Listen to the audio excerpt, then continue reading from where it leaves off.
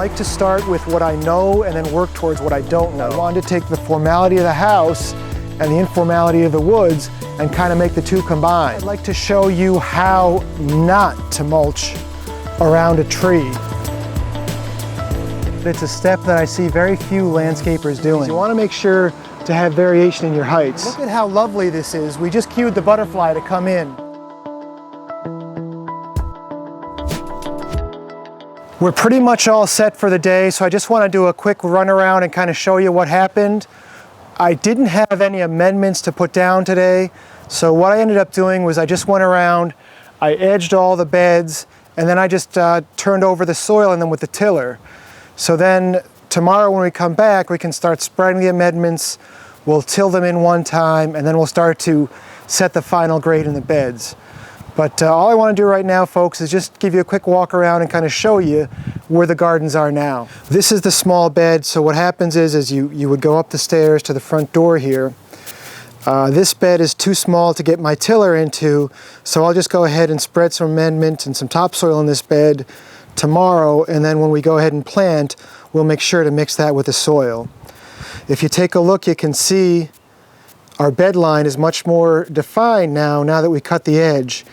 And if you also notice, what I do when I'm cutting the edge the first time is I leave the white line. That way I know my edge hasn't moved by accident. And I'll leave that white line there, and then at the end of the job, when I do the final edging of these beds, I'll cut just outside the white line, so the white line's going to be gone, and also the, I'll know where the edge of the bed is going to be.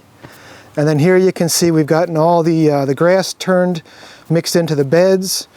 When we come back tomorrow, we'll go ahead and start spreading some topsoil and amendments in the back here. We'll set our grade in the bed to be a little bit higher at the back, and then the water is going to flow towards the front of the bed. We've got a nice small tree going on this corner, so this bed is a little farther out, and then we've got plenty of room there to raise the grade.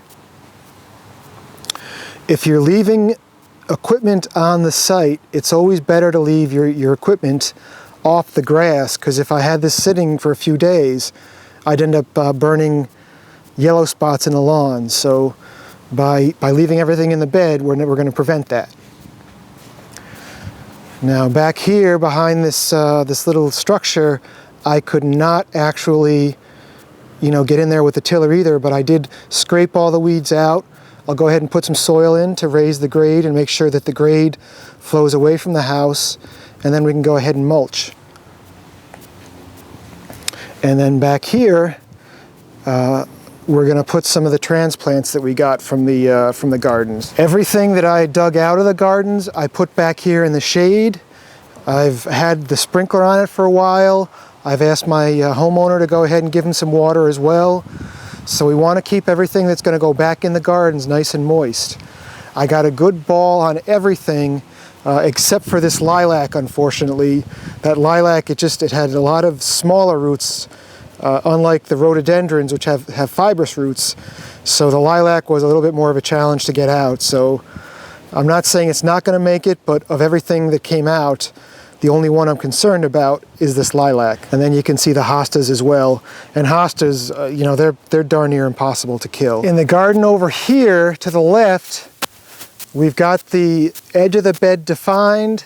I dug out, there were 4 rhodies up here and that one lilac. I dug those out, tilled the grass in, so Monday I can come in and start to set my grades. I do have kind of a zigzag edge here. I'm pretty sure that when all's said and done, I'm going to smooth these curves out a bit. It's a little bit more curved than I like. Down at this end of the garden by these cherry trees, what I ended up doing is I brushed the mulch away from the cherry trees. There was some fabric under there. I removed the fabric, brushed the mulch down, tilled that in, so now I can go ahead and set my final grade. Now, whenever you're tilling near trees, you have to be very careful. If it was a shallow rooted tree like a red maple, I wouldn't be running a tiller under here. The second you start to hit those roots, you need to lift that tiller up, and if you hit a lot of roots, just go ahead and stop tilling. So we pretty much have, our garden set here, our grade set and we're ready for our amendments. Well, thanks a lot folks for watching today, and I look forward to seeing you in the next video when we're going to go ahead and start spreading the topsoil and amendment. To me, topsoil is an amendment. The soil I get is so nice. But next video, we're going to go ahead and start spreading the amendment and tilling it in. Thanks a lot for watching today, folks, and have yourselves a wonderful day.